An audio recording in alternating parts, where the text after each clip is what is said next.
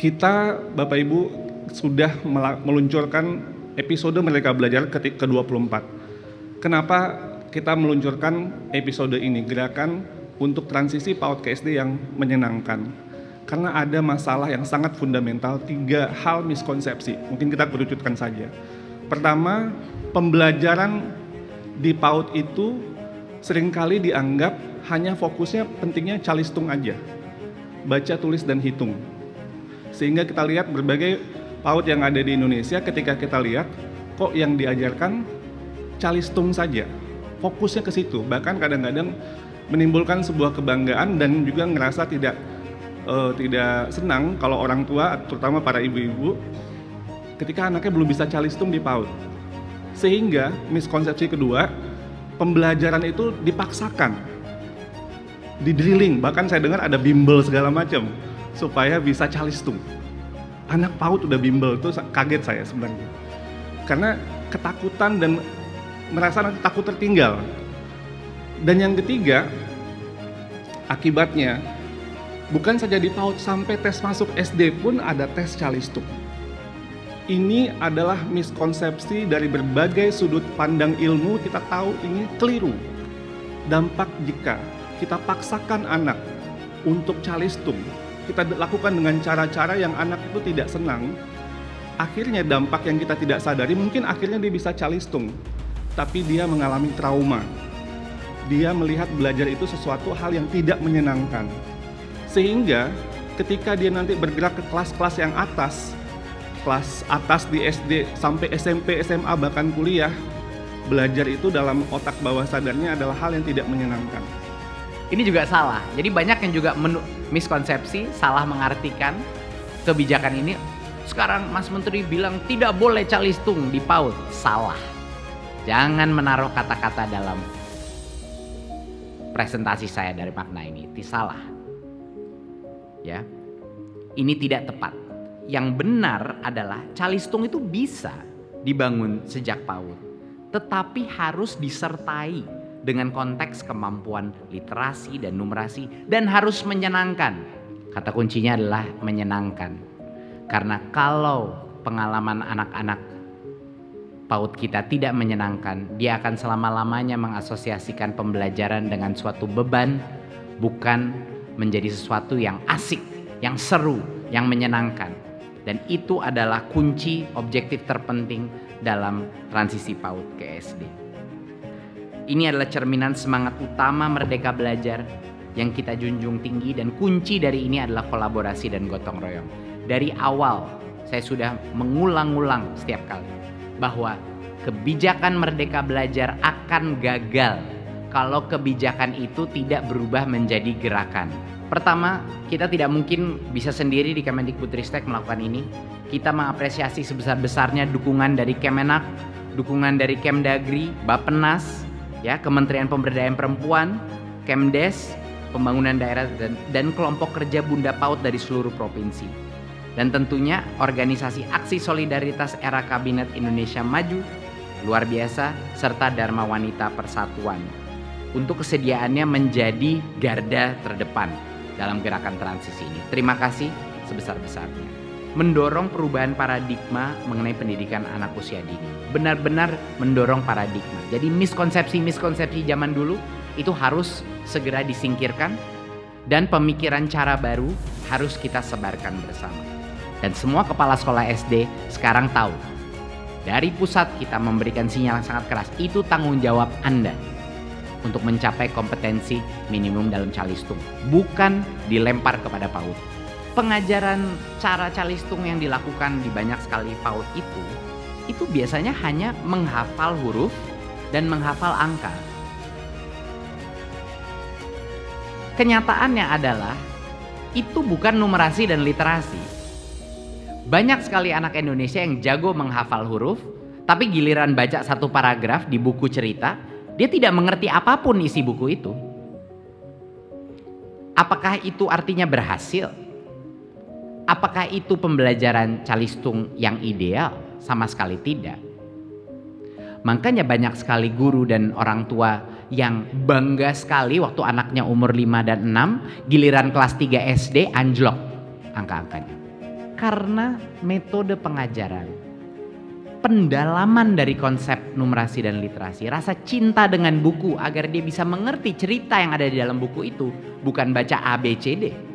Itu adalah esensi daripada literasi, bukan menghafal huruf dan angka-angka.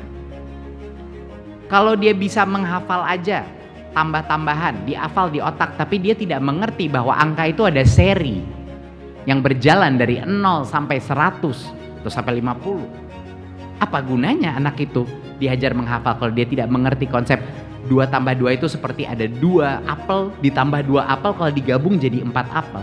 Konsep itu yang namanya literasi, numerasi. Sekarang kelompok-kelompok bekerja antara guru-guru PAUD dan SD itu menjadi satu. Mereka berkolaborasi, saling mendengar, saling belajar.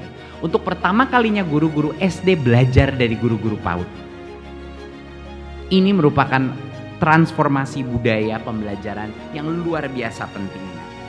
Dan dengan semangat gotong royong Bapak Ibu, marilah kita melahirkan generasi pelajar Pancasila dengan kemampuan fondasi yang holistik dan kuat, serta terus bergerak serentak mewujudkan merdeka belajar. Tidak boleh itu bukan berarti tidak boleh, tapi cara penyampaiannya ini Mas Menteri mungkin perlu harus ditekankan kembali Mas Menteri, karena ini betul-betul menjadi momok bagi guru-guru PAUD ya. Ketika mengajar PAUDnya itu ketika ada curi-curi, padahal anak-anak ini diwajibkan untuk paling tidak mengerti saat SD, nggak 0 putus sampai umur 8 tahun tidak bisa baca katanya tadi. Nah ini kan pembelajaran ini dari mulai kecil bermain tentang ABC itu dengan cara lari-lari naik kereta api, di situ tulisannya ABC kan bisa.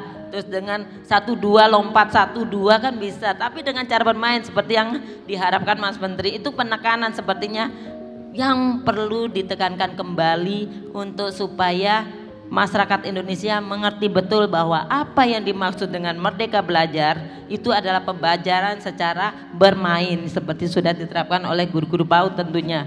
Ibu memiliki suara advokasi yang sangat besar, baik itu kepada pasangan Anda, kepada kepala-kepala dinas yang melihat bagaimana suara Anda itu akan diarahkan, juga nanti gimana advokasi ke keluarga dan teman-teman lain. Karena dalam lingkungan kita sekitar kita itu yang pertama harus kita patahkan miskonsepsi itu tadi, Bunda-Bunda. Jadi kami sejak 2 tahun yang lalu ya, melalui kesiapan belajar tahun 2021 di Kabupaten Magelang, ini sudah membentuk forum komunikasi PAUD SD dan juga Pokja Bunda PAUD, sehingga ini menjadi salah satu tahapan awal. Selain sebelumnya persiapan terkait dengan PAUD berkualitas, sudah ada Perbup berkat advokasi gitu, sudah ada peraturan bupati terkait dengan penyelenggaraan PAUD dan juga penyelenggaraan PAUD holistik integratif. Sehingga harapannya kesiapan bersekolah ini bisa menjadi pijakan awal bagaimana kami bergerak bersama dengan Pokja Bunda PAUD yang ada di daerah untuk bersama-sama mensosialisasikan ini, mengedukasi ini ke para Bunda PAUD di tingkat kecamatan, ke para Bunda PAUD di tingkat desa. Karena kita butuh jaringan, kita butuh bergandeng tangan gitu dari tingkat kabupaten, kecamatan agar ini bisa sampai ke masyarakat. Kami bekerja sama dengan Dinas Pendidikan Kabupaten melaksanakan BIMTEK untuk para pengawas SD, para kepala sekolah SD, para guru PAUD, guru SD kelas awal terkait dengan transisi PAUD ke SD. Yang kedua, kami sebagai Bunda PAUD, sebagai advokasi, kami menggerakkan. Kadang-kadang memang mitra ada, tapi kalau kami Bunda PAUD diam saja tidak akan bisa. Tidak akan bisa, maka harus bergerak dari Bunda PAUD untuk, halo Bapak Kadis bagaimana, ayo kegiatan transisi ini sudah sampai di mana? Ya, kami harus menggerakkan. Kadang-kadang kan alasan, dana dari mana Bu? Ayo mari kita sama-sama, kita kerjasamalah untuk bisa melaksanakan kegiatan transisi ini.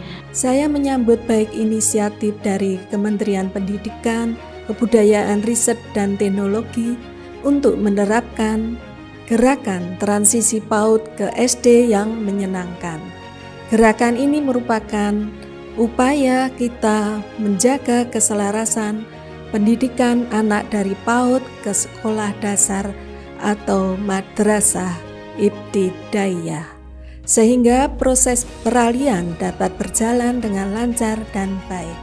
Selain itu, gerakan ini juga bertujuan untuk memastikan bahwa anak-anak kita yang tidak berkesempatan mengikuti PAUD dapat memiliki hak yang sama untuk dibina dan mendapatkan kemampuan fondasi atau kemampuan dasar secara menyeluruh, sehingga anak memiliki keterampilan, kemampuan, dan kematangan yang holistik.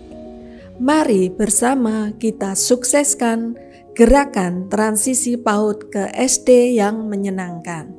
Semoga gerakan ini dapat terus berlanjut dan menciptakan suasana belajar yang positif dan membekas sebagai kenangan indah bagi anak-anak kita. Kami berkomitmen untuk mendukung gerakan transisi PAUD ke SD yang menyenangkan dengan cara melakukan advokasi kepada masyarakat untuk menerapkan 3 target perubahan pada PAUD dan SDMI, yaitu 1. Tidak menerapkan Kalistung sebagai syarat masuk SD. 2. Melakukan proses pengenalan sekolah di awal tahun pembelajaran. 3. Menerapkan proses pembelajaran yang efektif dan menyenangkan dengan fokus pada seluruh kompetensi fondasi anak. Kata orang masuk SD harus bisa membaca, tapi tidak selalu harus. Kata orang masuk SD harus pandai berhitung, tapi tidak selalu harus. Kata orang masuk SD harus ahli menulis, tapi tidak selalu harus. Di sini tempat kita belajar, dari tak tahu menjadi tahu. Di sini tempat kita berkembang, dari hebat jadi istimewa. Kamu dan kamu punya bakat yang berbeda, tapi kita semua istimewa. Kamu dan kamu jangan saling membanding, tapi kita harus terus saling mendukung.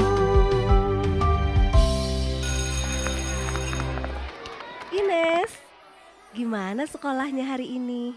Senang nggak? Senang, Bu. Ternyata SD itu menyenangkan. Iya kan, teman-teman? Iya. Wah, Ayah senang mendengarnya. Bu Guru, gimana ini hari ini?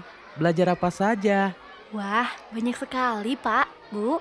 Anak-anak di SD ini nanti bisa belajar apapun yang mereka ingin ketahui. Terima kasih sudah menyaksikan